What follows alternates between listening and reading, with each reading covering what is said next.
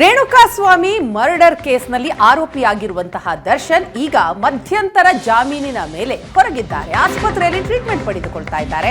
BGS ಆಸ್ಪತ್ರೆಯಲ್ಲಿ ದರ್ಶನ್ಗೆ ಚಿಕಿತ್ಸೆ ಮುಂದುವರೆದಿದೆ. ದರ್ಶನ್ ಚಿಕಿತ್ಸೆ ಪಡಿತಾ ಇರುವ ಫೋಟೋ ಲಭ್ಯ ಆಗಿದೆ. ಈಗ ಏಷ್ಯಾನೆಟ್ ಸುವರ್ಣ ನ್ಯೂಸ್ಗೆ ದರ್ಶನ್ ಎಕ್ಸ್ಕ್ಲೂಸಿವ್ ಫೋಟೋ. 4 ವಾರದಿಂದ ಬಿಜಿಎಸ್ ಆಸ್ಪತ್ರೆಯಲ್ಲಿಯೇ ಚಿಕಿತ್ಸೆಯನ್ನ ಪಡೆದುಕೊಳ್ತಾ ಇದ್ದಾರೆ ದರ್ಶನ್. ಫಿಸಿಯೋಥೆರಪಿ ಚಿಕಿತ್ಸೆ ಪಡಿತಾ ಇರುವಂತಹ ದರ್ಶನ್ ಫೋಟೋ ಈಗ ಏಷ್ಯಾನೆಟ್ ಸುವರ್ಣ ನ್ಯೂಸ್ಗೆ ಲಭ್ಯ ಆಗಿದೆ. ಬಿಜಿಎಸ್ 4ನೇ ಫ್ಲೋರ್ನ ವಿಶೇಷ ಕೊಠಡಿಯಲ್ಲಿ ಅವರಿಗೆ ಟ್ರೀಟ್ಮೆಂಟ್ ನಡೀತಾ ಇದೆ.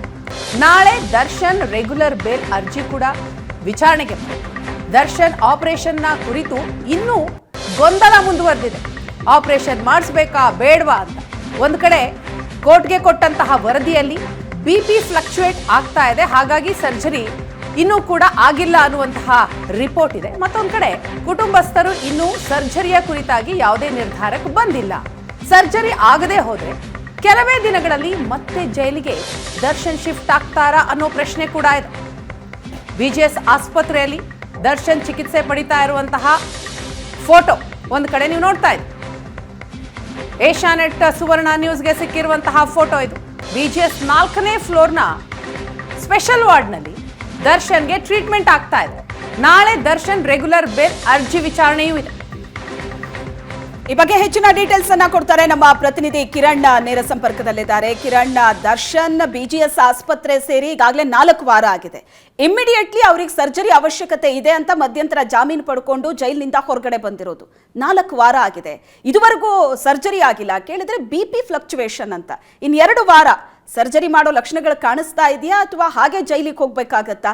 ಸದ್ಯಕ್ಕೆ ಸಿಕ್ಕಿರುವಂತಹ ಈ ಫೋಟೋ ಹೇಳ್ತಾ ಇರೋ ಕತೆ ಏನು? ಖಂಡಿತ ಶ್ವೇತಾ, ರೇಣುಕಾಸ್ವಾಮಿ ಕೊಲೆ ಪ್ರಕರಣದಲ್ಲಿ ಆರೋಪಿಯಾಗಿದ್ದಂತ ನಟ ದರ್ಶನ್ ಮಧ್ಯಂತರ ಜಾಮೀನಿನ ಮೇಲೆ ಹೊರಗಡೆ ಬರ್ತಾರೆ. ಅವರ ವಕೀಲರೇನಿದ್ದಾರೆ ಸಿ.ವಿ. ನಾಗೇಶ್ ಹೈಕೋರ್ಟ್ ನಲ್ಲಿ ವಾದ ಮಾಡೋ ಸಂದರ್ಭದಲ್ಲೂ ಸಹ ಇಮಿಡಿಯೇಟ್ ಆಪರೇಷನ್ ಮಾಡಬೇಕು, ಇಲ್ಲ ಪ್ಯಾರಾಲಿಸಿಸ್ ಆಗುತ್ತೆ, ಲಕ್ವ ಹೊಡೆಯುತ್ತೆ ಅಂತ ಹೇಳಿ ಕೋರ್ಟ್ಗೆ ಮನವಿ ಮಾಡಿದೆ. ಹಾಗಾಗಿ 45 ದಿನಗಳ ಕಾಲ ಇಂಟ್ರೀಮ್ ಬೇಲ್ ಅನ್ನ ಹೈಕೋರ್ಟ್ ಕೊಟ್ಟಿತ್ತು. ಈಗ 4 ವಾರ ಕಳೀತಾ ಇರ್ತಕ್ಕಂಥದ್ದು. ಇದುವರೆಗೂ ಸಹ ಆಪರೇಷನ್ ಕೂಡ ಆಗಿಲ್ಲ.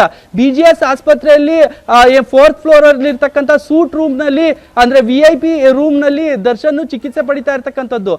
ಏನ್ ಬಿಜಿಎಸ್ ನ ನ್ಯೂರಾಲಜಿ ಆಗಿರ್ತಕ್ಕಂಥ ಸರ್ಜನ್ ಆಗಿರ್ತಕ್ಕಂಥ ನವೀನ್ ಅಪ್ಪಾಜಿ ಗೌಡ ಟ್ರೀಟ್ಮೆಂಟ್ ಕೊಡ್ತಾ ಇದ್ದಾರೆ. ಈಗ ಫೋಟೋ ಒಂದು ವೈರಲ್ ಆಗಿರ್ತಕ್ಕಂಥದ್ದು. ಆ ಫೋಟೋದಲ್ಲಿ ನಟ ದರ್ಶನ್ ಬೆಡ್ ಮೇಲೆ ಮಲಗಿರ್ತಕ್ಕಂಥ ಫೋಟೋ ಎಲ್ಲೋ ಒಂದ್ ಕಡೆ ಈಗ ವೈರಲ್ ಮಾಡ್ಲಾಗ್ತಾ ಇದೆ ಅನ್ನೋ ಮಾಹಿತಿ ಸಿಗ್ತಾ ಇರ್ತಕ್ಕಂಥದ್ದು.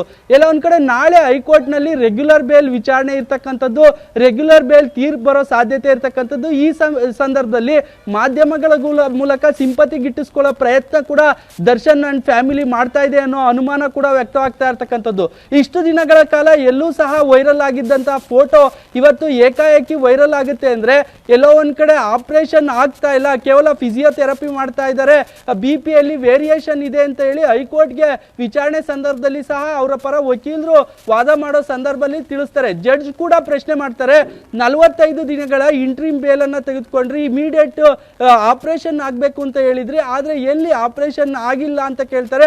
ಆ ಸಂದರ್ಭದಲ್ಲಿ BP ವೇರಿಯೇಷನ್ ಇದೆ, ಹೀಗಾಗಿ ಫಿಸಿಯೋಥೆರಪಿ ನಡೆಸ್ತಾ ಇದ್ದಾರೆ, ಫಿಸಿಯೋಥೆರಪಿಯನ್ನ ಮಾಡಲಾಗ್ತಾ ಇದೆ ಅಂತ ಹೇಳಿ ನ್ಯಾಯಾಲಯಕ್ಕೆ ತಿಳಿಸ್ತಾರೆ. ಇಲ್ಲಿ ಒಂದ್ ಕಡೆ ನೋಡೋದಾದ್ರೆ ಫಿಸಿಯೋಥೆರಪಿನೇ ಆಗಿದ್ರೆ, ಆಪರೇಷನ್ನೇ ಆಗಿದ್ರೆ ಯಾಕೆ ಈ ಹಿಂದೆ ನ್ಯಾಯಾಲಯಕ್ಕೆ ಸುಳ್ಳನ್ನು ಹೇಳಬೇಕಿತ್ತು, ಅಫಿಡವಿಟ್ ಅನ್ನು ಸಲ್ಲಿಸಬೇಕಿತ್ತು? ಏಕಾಏಕಿ ಈಗ ಫಿಸಿಯೋಥೆರಪಿ ಮಾತ್ರ ಮಾಡ್ತಾ ಇದ್ದಾರೆ. ಆಪರೇಷನ್ ಮಾಡಬೇಕು ಅಂತ ಬೇಲ್ ತೆಗೆದುಕೊಂಡ್ಮೇಲೆ 4 ವಾರ ಕಳೆದ್ರೂ ಸಹ ಇದುವರೆಗೂ ಸಹ ಆಪರೇಷನ್ ಆಗಿಲ್ಲ. ಎಲ್ಲೋ ಒಂದ್ ಕಡೆ ಇಂಟ್ರೀಮ್ ಬೇಲ್ ತೆಗೆದುಕೊಳ್ಳೋದಕ್ಕೆ ನಟ ದರ್ಶನ್ ನಾಟಕ ಮಾಡಿದ್ರ ಅನ್ನೋ ಅನುಮಾನ ಕೂಡ ವ್ಯಕ್ತವಾಗ್ತಾ ಇರ್ತಕ್ಕಂಥದ್ದು. ಹೀಗಾಗಿ ಈಗ ವೈರಲ್ ಆಗಿರ್ತಕ್ಕಂಥ ಫೋಟೋ ಏನಿದೆ ನಾಳೆ ರೆಗ್ಯುಲರ್ ಬೇಲ್ ವಿಚಾರಣೆಗೆ ಬರುತ್ತೆ.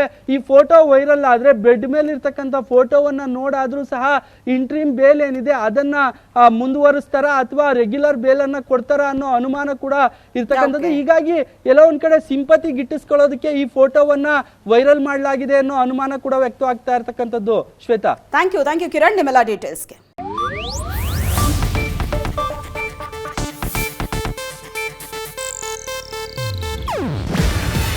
ಇದು ಏಷ್ಯಾನೆಟ್ ನ್ಯೂಸ್ ನೆಟ್ವರ್ಕ್ ಪ್ರಸ್ತುತಿ.